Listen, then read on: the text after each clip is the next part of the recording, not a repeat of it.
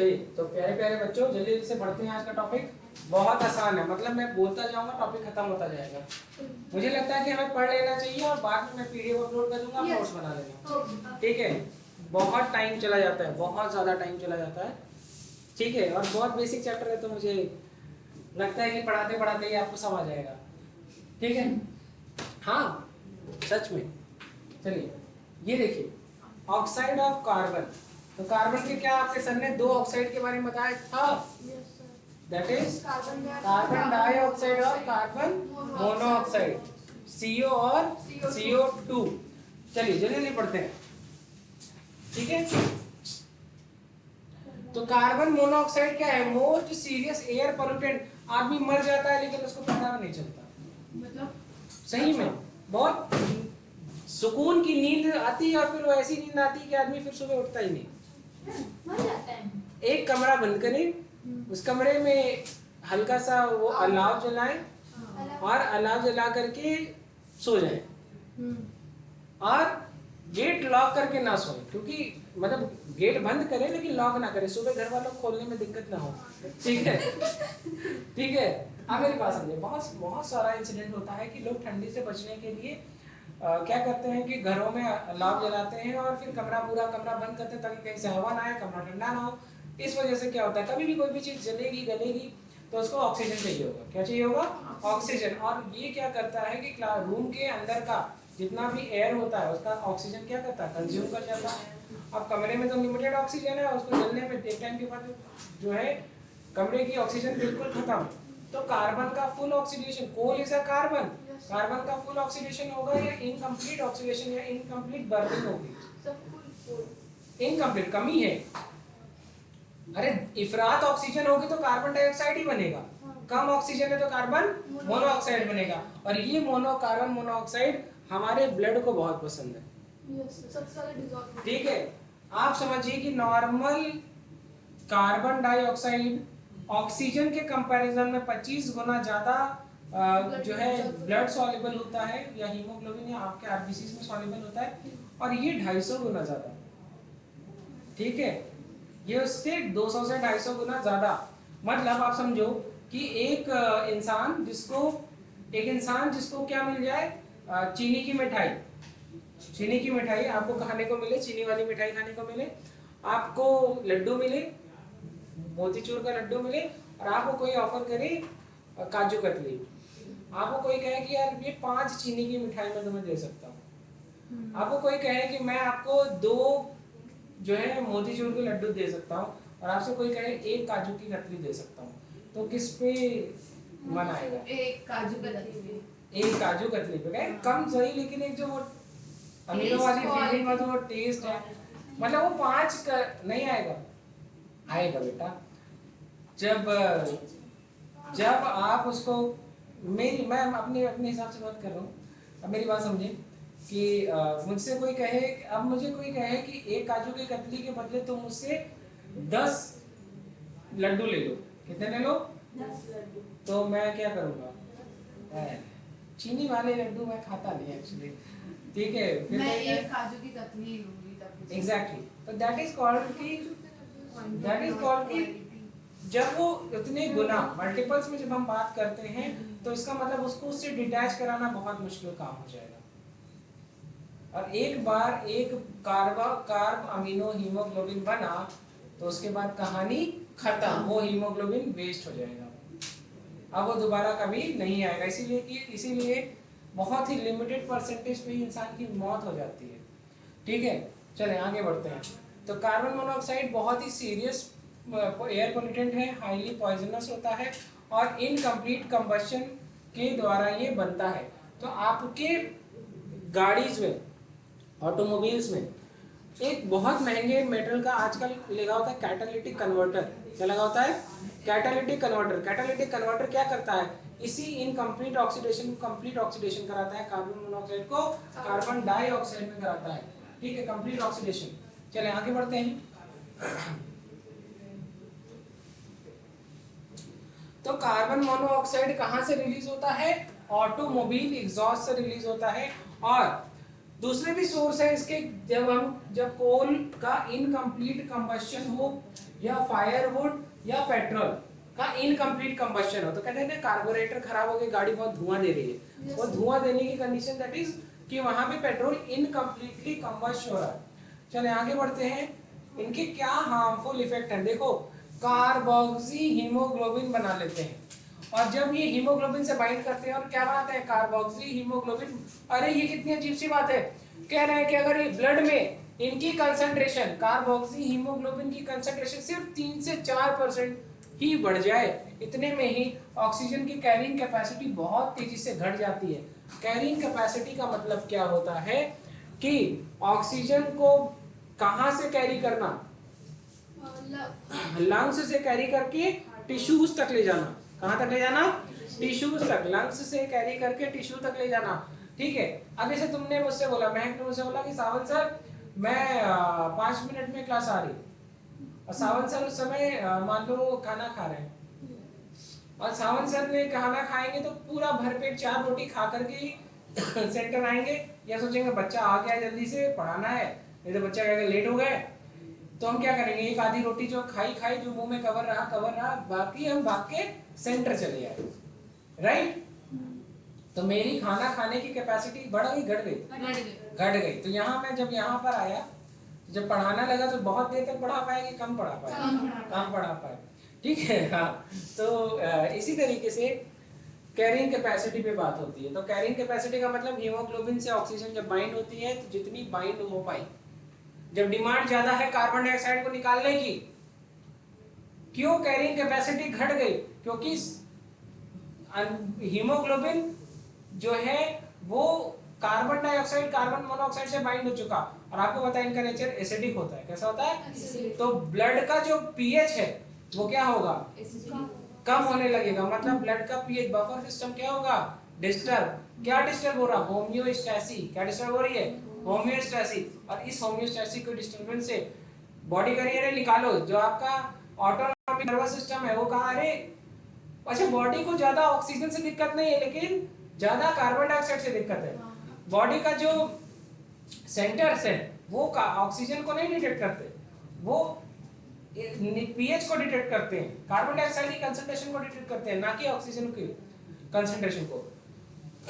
तो आपकी सांस, आपकी सांस क्या होगी, आप ज्यादा सांस लोगे या ज्यादा सांस जो है रिलीज करोगे बाहर, एक्सपीरेशन, रेट ऑफ एक्सपीरेशन क्या होगा, बढ़ जाएगा, ठीक है, ताकि ज्यादा से ज्यादा टॉक्सिक चीजों को निकाल सके। वैसे भी टॉक्सिक लोगों को जिंदगी से निकाल देना चाहिए। ऑक्सीजन की जो डेफिशिएंसी है, जिसकी वजह से क्या होंगे, हेडेक होंगे, आंखों में धुंधलापन और कुछ दिखेगा, वोमिटिंग फील होगी, सेंसेशन होगी, नर्वसनेस होगी, और कार्डियोवैस्कुलर डिसऑर्डर्स भी हो जाते हैं। क्या मेरी ये बात समझ आ गई सभी बच्चों को? चले अब हम आगे बढ़े। कार्डियोवैस्कुलर मतलब दिल की बीमारी, हाँ, इस उम्र में ज्यादा होती है।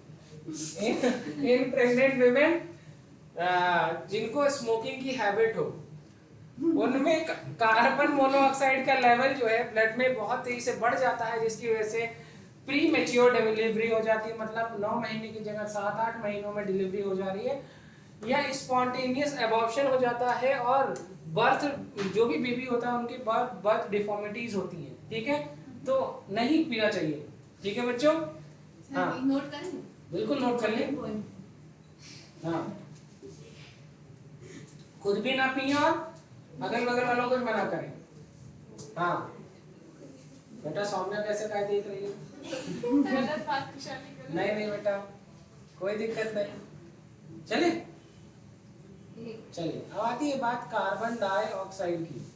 आजकल तो मतलब लड़के पीते ही नहीं है। मैंने आप खुद देखिए, सावन सर बिल्कुल नहीं, हाँ सर आजकल जो 18 के नीचे वाले लड़के होते हैं वो ज्यादा पीते हैं। और जो आप पता है, मैं तो देखता हूँ, मुझे बड़ी हैरानी होती है कि समझदार बच्चे नहीं पी रहे, हाँ। जो छोटे छोटे निप्पा होते हैं, हाँ। 8वीं क्लास, 9वीं क्लास, 10वीं क्लास, हाँ। मैं आपको बताऊं इनको 11th में कौन सा प्रेशर है मुझे समझ नहीं आता। अच्छे स्कूल्स के बच्चे, मैं डिप्रेशन, अच्छा जिनको ABCD नहीं आती उनको डिप्रेशन हो रहा है। वही मैं भी सोचती हूँ।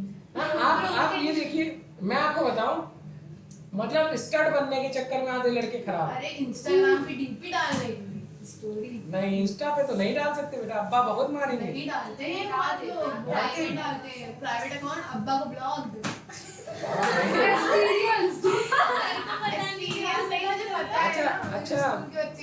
अच्छा मतलब मैं ही खाली समझता वो, मतलब इस मामले में आपको मैं बताऊं कि मेरा कॉलेज में फर्स्ट बर्थडे था जब मैं कॉलेज में गया, तो मेरे बैच के सारे लोगों को, मेरे लगभग ज़्यादा दोस्त थे तो मैंने लगभग लोगों को दी थी पार्टी।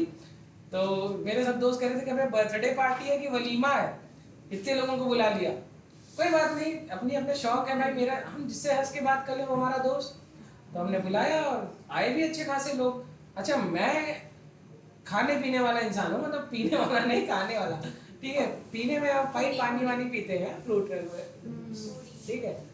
अब मैंने सबके लिए जो जिसको खाना है खाओ, कोई दिक्कत नहीं थी। उसमें कुछ लोग थे उन्होंने मुझे स्पेशली बुलाया, मतलब ज्यादातर लड़कियां थी, कि वो हुक्का भी नागने का रे।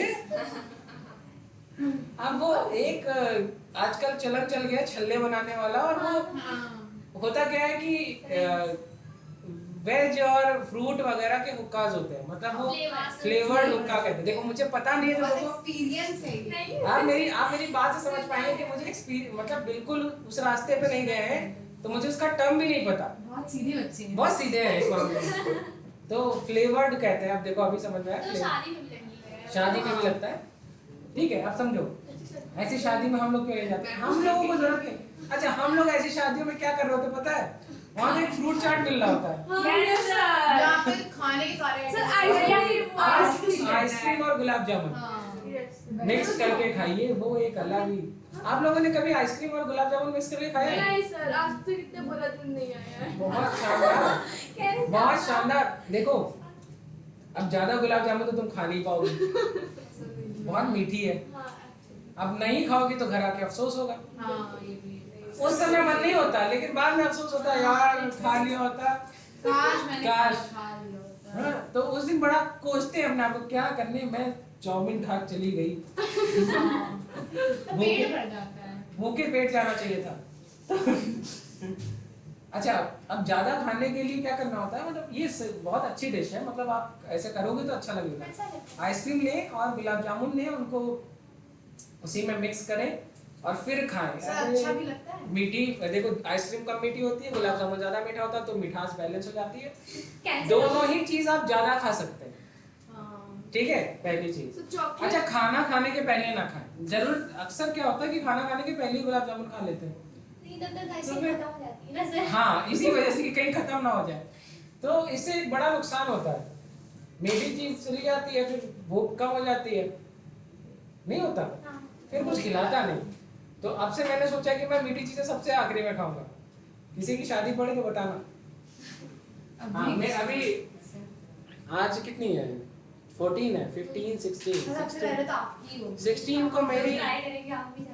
को मेरी एक दोस्त है, उसकी शादी है, ठीक है। तो हाँ उसको लिखवाए वो। अच्छा आप लोगों को पता है आजकल कुछ इंग्लिश में भी कार्ड आते हैं, वो वाली चीज चली गई, मेरी शादी में जरूर जरूर आना।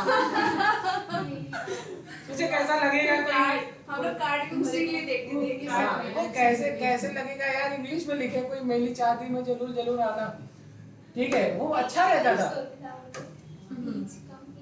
ठीक है। मेरी चाचू की शादी में, हाँ बहुत सुना है पहले। और एक चीज बहुत अच्छी होती थी, पता है क्या, हाँ वो खाना खाया कि नहीं खाया, वो शादी के बाद, पहले भी होता है। देखो वही बात है, मेरी पूरी जिंदगी तुम लोग को सोचो, सुबह उठते हैं तो बैच, फिर हॉस्पिटल, फिर बैच, तो मेरी जिंदगी में तो यही है। मेरे पास रात में भी आता है फोन, मरीज का फोन आता है, हेलो डॉक्टर साहब यहाँ दर्द हो रहा है।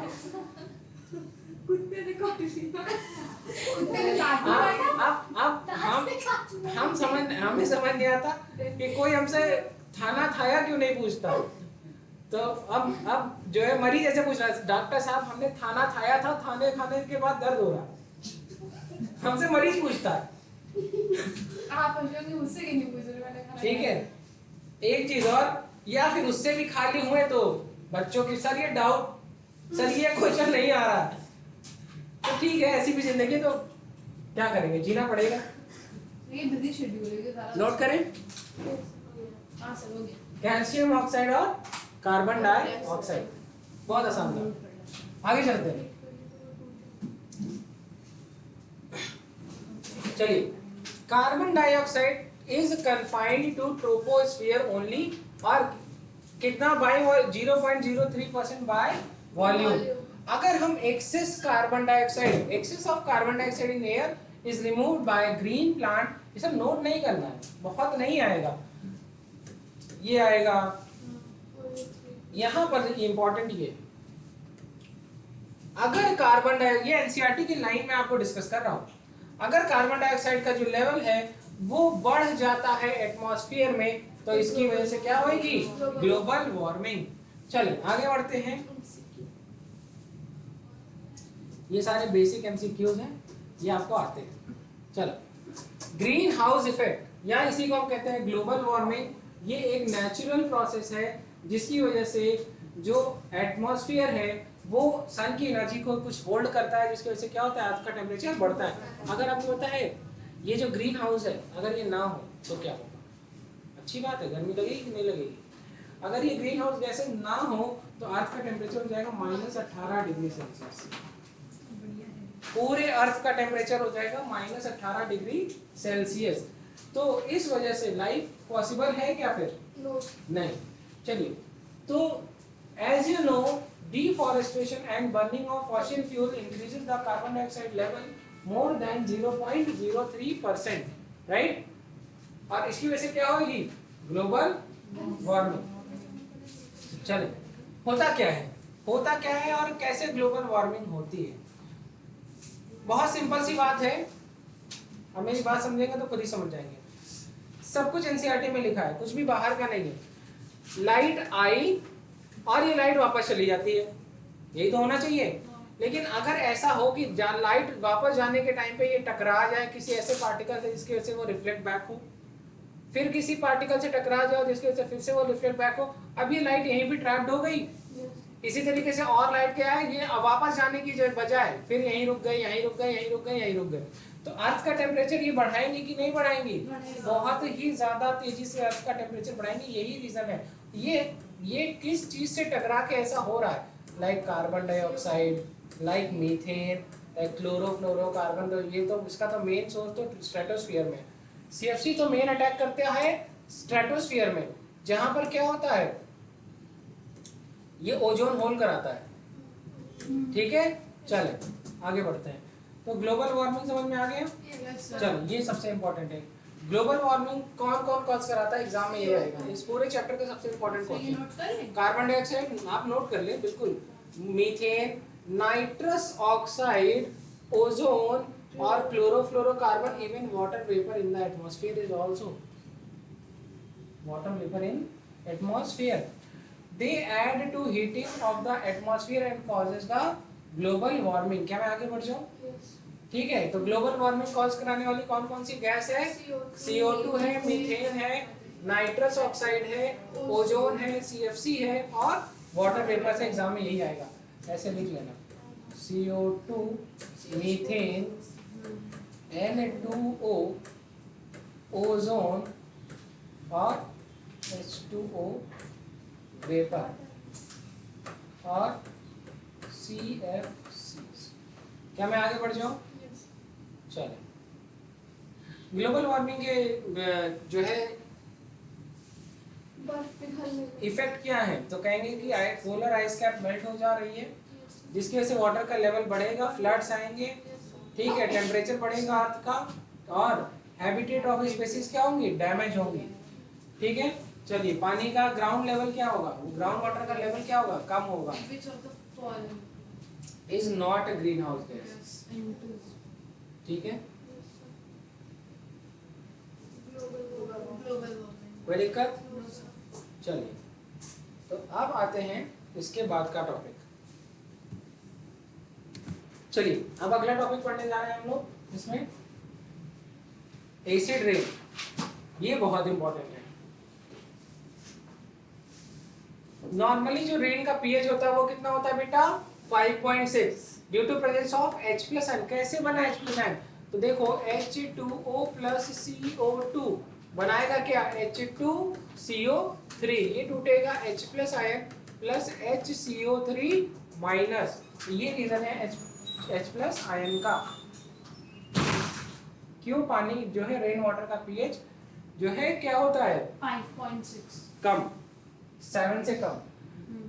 ठीक है, तो क्या होगा, एयर में प्रेजेंट कार्बन डाइऑक्साइड, अब ये क्लाउड में जाएगी गैस, पानी भी क्लाउड में गया और कार्बन डाइऑक्साइड भी क्लाउड में गई, वहां जाके कंडेंस हुई, तब तक ये रिएक्ट कर गए और क्या बना ली, कार्बोनिक एसिड। क्या बनाई? Carbonic acid. और ये कौन सा आयन है, बाई कार्बोनेट आयन। ठीक है, आया? आगे बढ़ते हैं। अगर 5.6 से भी अगर पीएच कम हो जाए तो हम क्या कहेंगे इसको, एसिड रेन। और एसिड रेन से क्या होगा कि acid rain is by product of variety of human activities that emit oxide of sulphur nitrogen in the atmosphere. क्या मैंने आपको ये बात सिखाई थी? बिल्कुल सिखाई थी और लास्ट क्लास में दिखाया भी था। लाइक सल्फर डाइऑक्साइड, ये देखना मजा आ जाएगी तुम लोगों को। अब देखो क्या है, 2 मोल सल्फर डाइऑक्साइड अगर ये ऑक्सीजन से रिएक्ट करेंगे तो 2 मोल सल्फर ट्राइऑक्साइड बनाएंगे। और ये अगर सल्फर डाइऑक्साइड पानी के साथ रिएक्ट कर जाएगा तो क्या बनाएगा, सल्फ्यूरिक एसिड बनाएगा कि नहीं बनाएगा? तो मैंने एक साथ ही सबको लिख दिया, बन गया H2SO4। ठीक है, तो नोट कर लें, ये इंपॉर्टेंट है। ये और भी इंपॉर्टेंट है, नाइट्रिक एसिड। तो 4 moles of NO2 O2 and 2 moles of water मिलकर के क्या बनाएंगे, नाइट्रिक एसिड। तो अब पानी, अब जो क्लाउड है क्या है, cloud, the cloud contains H2O H2CO3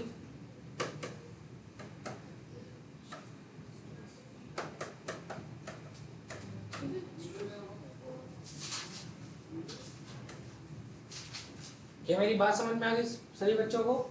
चलिए अब आगे बढ़ते हैं बेटा, इसके आगे का पार्ट देखते हैं।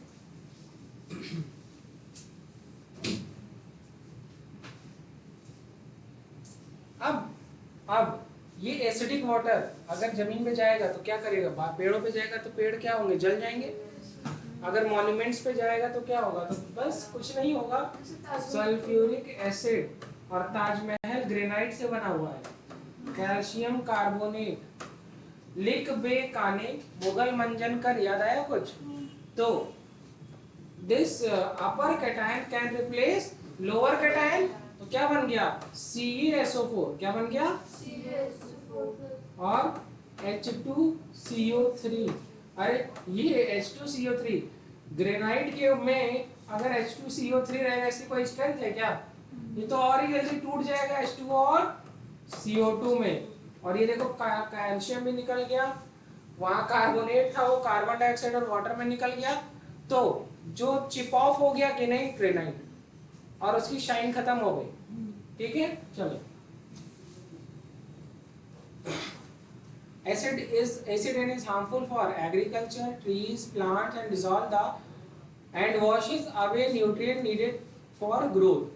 It damages building and the other structure and made of steel, stone or metal. Example के तौर पर ताजमहल, देखो पीला सा ताजमहल, अब देखिए कितना गंदा सा लग रहा है ना पीछे पीला सा ताजमहल। ये पीला सा ताजमहल किसकी वजह से हो गया, देखिए आपको सर ने लिखवाया कि नहीं, ये चीज है कि कैल्शियम कार्बोनेट जब सल्फ्यूरिक एसिड के साथ रिएक्ट करता है तो कैल्शियम सल्फेट वाटर और कार्बन डाइऑक्साइड H2CO3 बनाता है, वो तुरंत टूट जाता है किसमें, H2 और CO2 में। बात समझ में आ गई? चलें अब ये देखें, एडवर्स इफेक्ट एसिड रेन का इफेक्ट क्या करते हैं, प्लांट और एनिमल की लाइफ को, एक्वेटिक इकोसिस्टम। क्यों, पानी का पीएच बदल गया तो भाई एक्वेटिक इकोसिस्टम में डिफरेंस और डिस्टर्बेंस होगा। एसिड रेन कोरोड कर देती है वाटर की पाइप्स को, जिसकी वजह से लीचिंग ऑफ हैवी मेटल जैसे कि iron, lead, copper enter into the drinking water. चलिए, तो कौन कौन सी गैसेस एसिड रेन के लिए रिस्पांसिबल है, सल्फर डाइऑक्साइड और nitrous oxide. Beauty of Taj Mahal की डिस्ट्रॉय हो रही है एसिड रेन की वजह से। ठीक है, चले अब बात आती है cause, effect and control of particulate air pollutant. Particulate air pollutant मतलब छोटे छोटे एयर पार्टिकल्स, मतलब सॉलिड पार्टिकल्स, उनको पार्टिकुलेट कहते हैं। चले नोट करें, देखें जो भी पार्टिकुलेट एयर पार्टिकल्स होते हैं वो क्या कहलाते हैं? पार्टिकुलेट एयर पॉल्यूटेंट का मतलब बहुत छोटे छोटे क्या सॉलिड के पार्टिकल्स या लिक्विड के ड्रॉपलेट्स इसमें एयर के अंदर। ठीक है, अब ये समझिए यहाँ पर क्या है कि ये रिप्रेजेंट क्या कर रहा है? This represent that vehicle emission. Smoke का मतलब क्या होता है? तो कहेंगे स्मोक का मतलब होता है smog. So fog plus smoke. एक सेकेंड बेटा, स्मोक का मतलब होता है, स्मोक एक में दो चीजें हैं, ये एक मिक्सचर है। क्या है? मिक्सचर है। अब इसमें दो चीजें होती हैं, इसमें दो चीजें होती है, एक होता है आपका सॉलिड पार्टिकल्स लाइक एश, ठीक है, और हार्मफुल गैसेस होती है, right, like carbon dioxide, right, sulphur dioxide. तो ये दोनों चीज मिल करके क्या बनाता है? स्मोक। ठीक है, क्या कर रहे हो बेटा? सर वो फोटो खींच रही है। ठीक है, ये ऑलरेडी आपकी पीडीएफ फॉर्मेट में अपलोड हो गया ऐप पर। ठीक है, नोट कर लिया आप लोगों ने? चलें अब ये देखिए, जो पार्टिकुलेट्स होते हैं एयर के अंदर, ये वायबल भी हो सकते हैं और नॉन वायबल। जब ये वायबल की बात करते हैं तो क्या होते हैं? जैसे जैसे किसी भी जानवर के डैंडल्स, जैसे उनके बाल वगैरह, या आप समझे कि पॉलन ग्रेन्स, राइट, तो जनरली ये वायबल है। फंगस वायबल है। और नॉन वायबल में क्या आता है? जैसे डस्ट, जैसे डस्ट पार्टिकल्स, जैसे फ्लाई एशेस। ठीक है, ये सारी चीजें क्या है? नॉन वायबल, मतलब non living particulate. Living particulate simple. चलिए, तो वायबल क्या होंगे? देखिए बैक्टीरियाज है, फंगस है, एल्गे है, मोल्ड है। ठीक है, मोल्ड्स। अब नॉन वायबल में क्या होते हैं? तो ये पार्टिकुलेट की जो साइज है उसके हिसाब से देखते हैं। सबसे पहले क्या है? Smoke particulate. स्मोक पार्टिकुलेट का मतलब ये बहुत ही हल्के और बहुत ही छोटे होंगे, तभी तो वहां से निकल जाएंगे। सिगरेट स्मोकिंग, ठीक है, is injurious to health and it causes cancer. देखिए मैं सिगरेट की जिक्र में आपको सबसे पहले ये दिखा रहा हूं। तो smoke from the fossil fuel, garbage, dry leaves, air, oil smoke. ठीक है, ये सारी बात समझ में आ गई। दूसरा होता है डस्ट पार्टिकल। यहाँ पार्टिकल का जो साइज है वो 1 माइक्रोन है।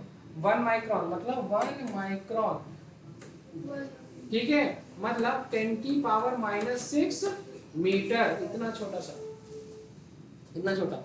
इससे भी छोटा क्या कहलाए? कहाँ आएगा? स्मोक में। इससे बड़ा कहाँ आ गया? यहाँ पर डस्ट में। तो क्रशिंग मशीन जहाँ चलती हैं, ग्राइंडिंग मशीन चलती हैं, एट्रीब्यूशन ऑफ सॉलिड मटेरियल जहाँ पर सैंड ब्लास्टिंग वगैरह कराए जाते हैं, उन जगहों पे ये निकलते हैं। ठीक है, चलें अब हम आगे की बात करते हैं। मिस्ट, ये इंपॉर्टेंट है। ठीक है, ये इंपॉर्टेंट है, बहुत इंपॉर्टेंट है। इसी से क्वेश्चन था। धुंध किसको कहते हैं? क्या कहते हैं? धुंध। ये अब मिस्ट क्या, दिल्ली वगैरह में सुना होगा कि इतनी धुंध पड़ रही थी, गाड़ियां में आपस में लड़ती जा रही हैं। ठीक है, तो वहां पे है क्या? वहां पे पोल्यूशन बहुत है। और जब सर्दियां होती हैं तो वो एयर पार्टिकल्स के बीच में, मतलब वो पानी के मॉइस्चर के बीच में, वो क्या करते हैं? पार्टिकल्स ट्रैप हो जाते हैं, जिनकी वजह से वो पूरा जो है दिखता नहीं। अब देखो गांव में भी कोहरा पड़ता है, उसमें दिखता है, लेकिन दिल्ली के कोहरे में दिखता नहीं है। दिल्ली में कोहरा नहीं है, वहां पे मिस्ट होती है। क्या होती है? मिस्ट। ठीक है, तो यहाँ पर क्या है? अब इसका मतलब फॉग और मिस्ट दो अलग चीज है। बात समझ में आ गई? तो गांव वगैरह में क्या होते हैं? फॉग। और दिल्ली वगैरह में क्या होता है? मिस्ट। या जहाँ पे इंडस्ट्रीज होती हैं, they are produced by a particle of spray liquid and by condensation of vapor in air। तो sulphuric acid mist, sulphuric acid के मिस्ट होते हैं। ठीक है, ये देखो, ये दिस इज मिस्ट। ठीक, चलिए अब बात आती है फ्यूम्स। फ्यूम्स, ये देखा है कभी सल्फ्यूरिक एसिड के फ्यूम्स निकलते हैं और हाइड्रोक्लोरिक एसिड के भी फ्यूम्स निकलते हैं, सुना होगा आपने। फ्यूमिंग सल्फ्यूरिक एसिड या फ्यूमिंग हाइड्रोक्लोरिक एसिड। हाँ ठीक है, जब आप टेस्ट कराते हैं तो क्या होता है कि generally they are obtained by the formation of vapour during sublimation, distillation, boiling and other chemical process. Example है organic solvents. Metal and metallic oxide will form fume particles. ठीक है, अब बात आती है कि पार्टिकुलेट मैटर्स का क्या एडवर्स इफेक्ट है। कोई भी अगर प्रेग्नेंट वुमेन में देखते हैं तो दे deliver baby with a small head and body.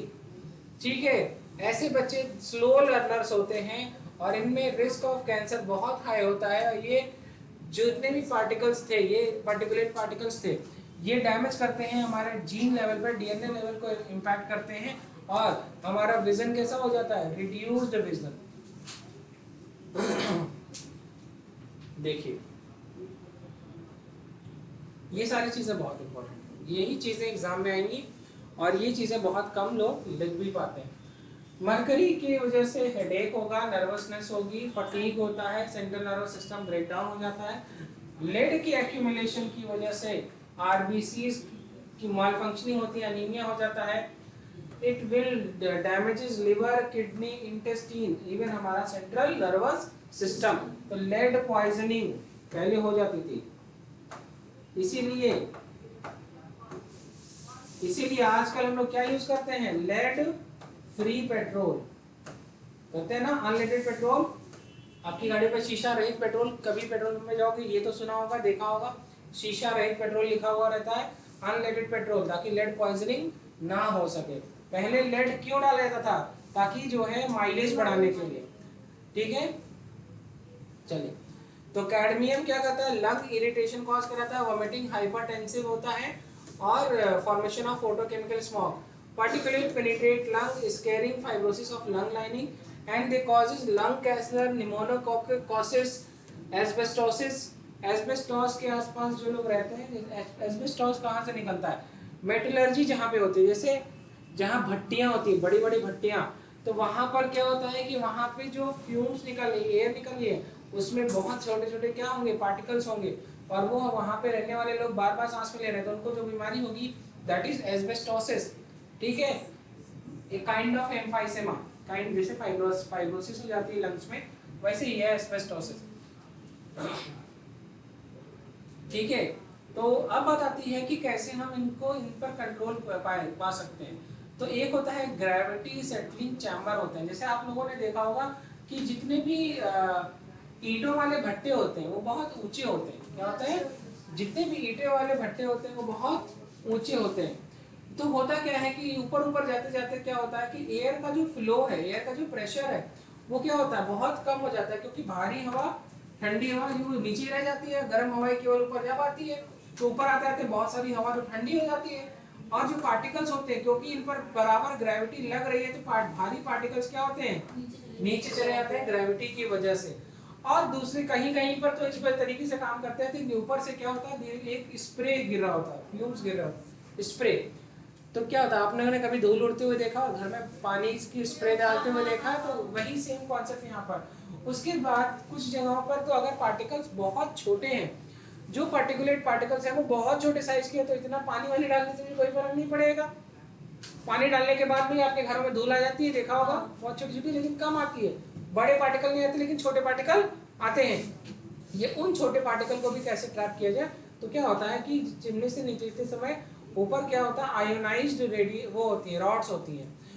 ठीक है, निगेटिवली चार्ज होती है। तो निगेटिव चार्ज का मतलब क्या है, चार्ज का वेट ज्यादा, निगेटिव एनायन का वेट, तो क्या करती है, जितने भी एयर पार्टिकुलेट्स होते हैं उनको चार्ज कर देती है, और उन पर चार्ज आ जाता है। जैसे मान लो पॉजिटिव चार्ज अगर है, अगर उस पर पॉजिटिव चार्ज आया तो वहां पर रॉड्स लगी होती है नेगेटिव चार्ज की, तो चार्ज नेगेटिव चार्ज वाली रॉड को क्या करेगी, अट्रैक्ट कर लेंगे डस्ट पार्टिकल्स को। अगर यही नेगेटिव होंगे तो पॉजिटिव रॉड्स लगी होंगी तो वो उनको अट्रैक्ट कर लेंगी। बात समझ में आ गई? ठीक है, ये है स्क्रबर। देखिए स्क्रबर में क्या करते हैं, डर्टी एयर्स होती हैं और ऊपर क्या होता है, जो है ऊपर देखिए लिखा है ना, स्क्रबिंग लिक्विड इनलेट पानी के छिड़काव हो रहा है, देखिए यहाँ पे इस जगह पे देखने को मिल रहा है आप लोगों को पानी हल्का हल्का सा, तो इससे स्प्रे करने से क्या होगा, डस्ट रह जाएगी, स्मोक निकल जाएगी।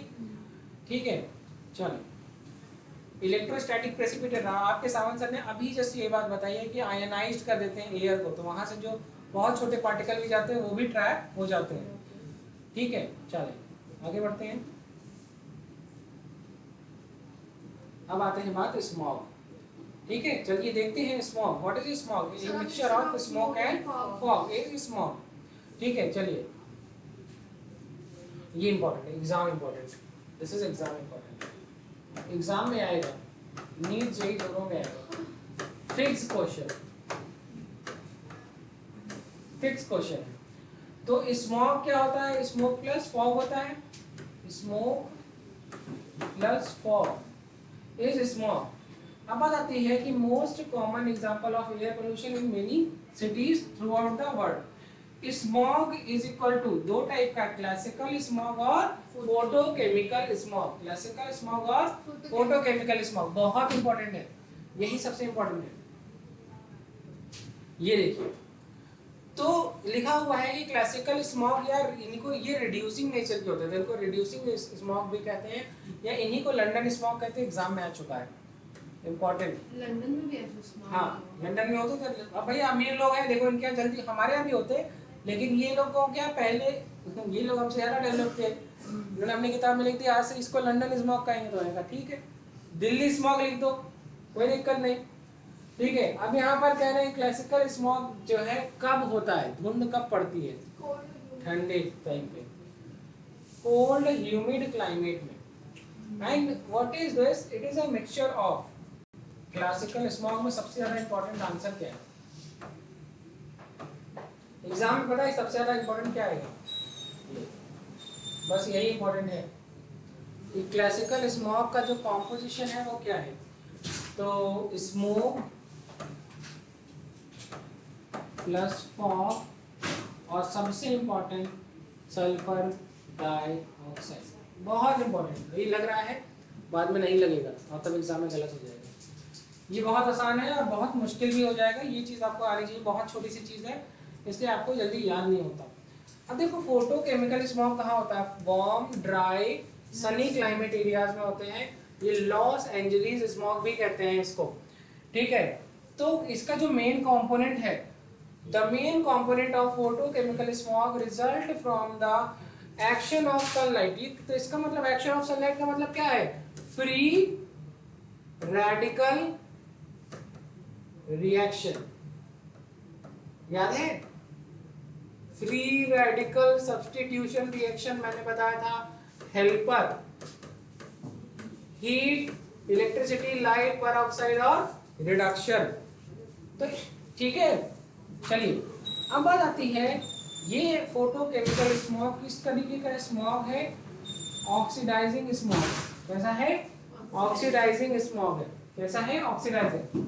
अब आगे की बात बहुत इंपॉर्टेंट, लो आगे क्वेश्चन जो सबसे इंपॉर्टेंट था वो यही था कि वहां पर सल्फर डाइऑक्साइड, क्लासिकल स्मॉग के लिए क्या कौन रिस्पॉन्सिबल था? Sulphur dioxide. और यहाँ पर कौन एग्जाम्पल रिस्पॉन्सिबल है? Nitric oxide. यही सबसे इंपॉर्टेंट था। ठीक है, फोटोकेमिकल स्मॉग और नाइट्रिक ऑक्साइड। ठीक है, चले आगे बढ़ते हैं। ये है नाइट्रिक ऑक्साइड, पता है कि नहीं? ये सब पता है कि नहीं? नाइट्रस ऑक्साइड क्या होता है? क्या है ये?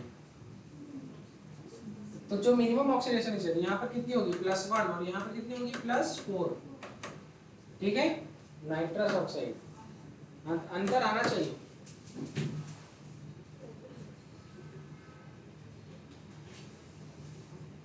ठीक है, तो देखो क्या है ये, NO plus ozone O3 they will form NO2। ठीक है, चले आगे बढ़े। रेड हेज भी हो जाता है इसकी वजह से।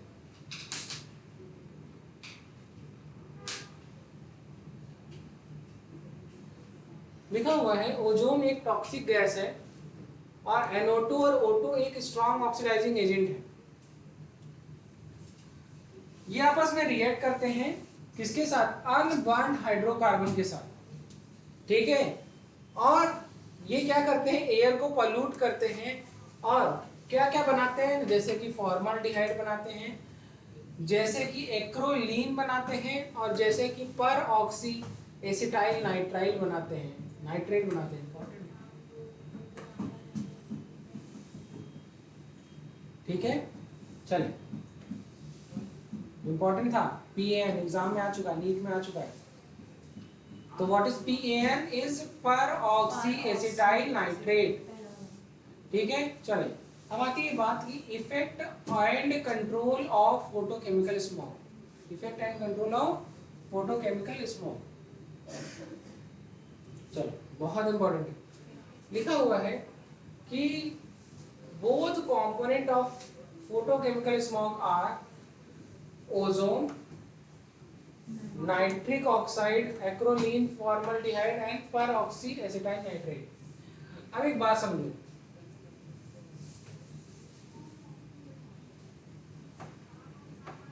पैन बना या फॉर्मल्डिहाइड बना, मेरा सवाल, ये किस तरीके के पोल्यूटेंट है? प्राइमरी पोल्यूटेंट है कि सेकेंडरी? सेकेंडरी, क्योंकि ये डायरेक्ट बने क्या? नहीं, ऑलरेडी पोल्यूटिंग एजेंट था और वो रिएक्ट किया तब ये बने। प्राइमरी पोल्यूटेंट के प्राइमरी पोल्यूटेंट्स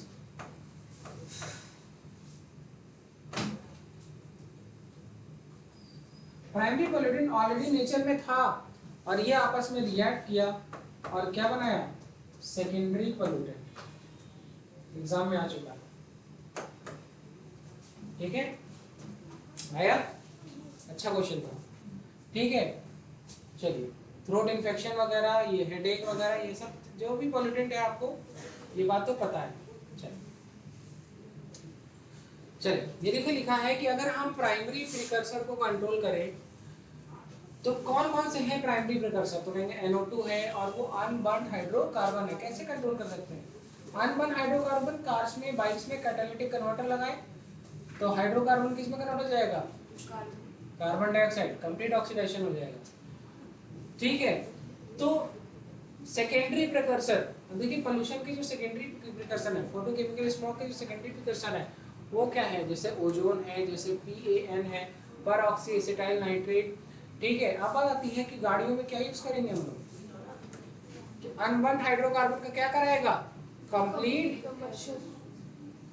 ऑक्सीडेशन या कंबशन, जिसकी वजह से ये प्रोड्यूस हो, बचेगा क्या एयर में? नहीं, ठीक है। चलो बेटा पढ़ाई कर, ठीक है। By growing some plants like pinus, pinus नहीं देखा ये पेड़?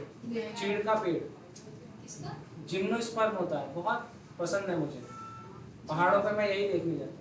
मैंने नहीं देखा आप लोगों ने पाइनस? ये पेड़ नहीं देखा है? देखा बहुत सुंदर, बहुत स्वीट सा होता है, बहुत प्यारा सा होता है, ऐसे होता है बड़ा बड़ा ऐसे। आप जो बायो वाले हैं उनकी क्लास 11th की NCERT में chapter number 3 plant kingdom chapter में जिम्नोस्पर्म टॉपिक में ये बना हुआ, ठीक है। तो आप लोग वहां पर देखेंगे, ठीक है। चलिए, ये सारे पेड़ देखना चाहते हैं क्या आप लोग? वाइटिस, दैट इज ग्रेप्स, ठीक है। चलिए, ये सब चीजें हो गई हैं। अब अभी थैंक यू नहीं, अभी थैंक यू नहीं, ठीक है, अभी थैंक यू नहीं।